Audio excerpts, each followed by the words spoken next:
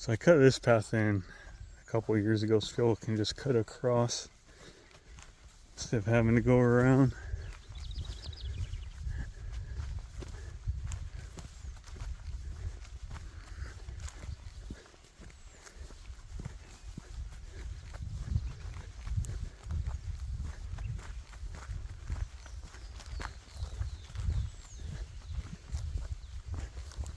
Now, if Jay Kimball, Mr. History himself, sees this video, watches it, hears me, correct me on any of the history, I will break it down for people when I get over here. So Northrups arrived here in the late 1800s. That's what the original cabin behind all this wood paneling dates from. I say I gotta come up here and cut down some trees again.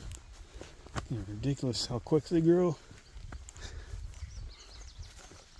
You can see the log cabin, but you see this paneling. If you come up here and you look beyond it, you can see.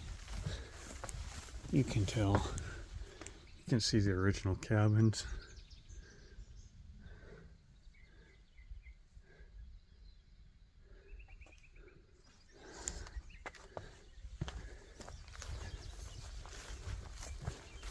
So what happened? People have heard that a lady got murdered up here, and it was Mrs. Northrup.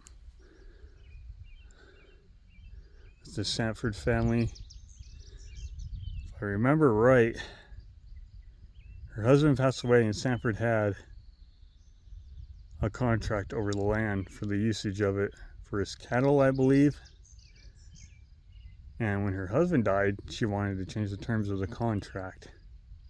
He didn't like those terms.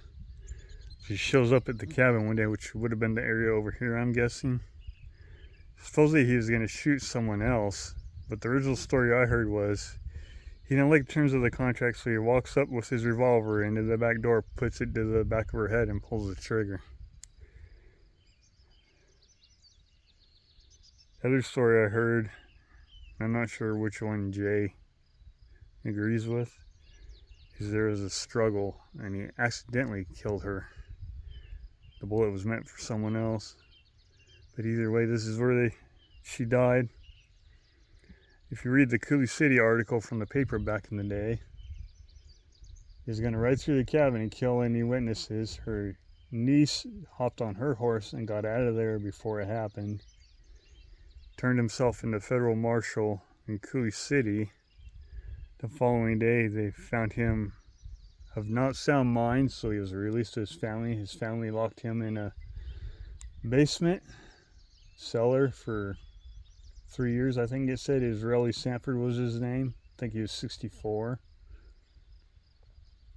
And all of his land was handed over to the family. I can take you up there too, one of these videos that I do. They tore his place all down, but his orchard's still up there. Tons of fruit trees that still grow fruit even though they're 100 years old. And there you have it.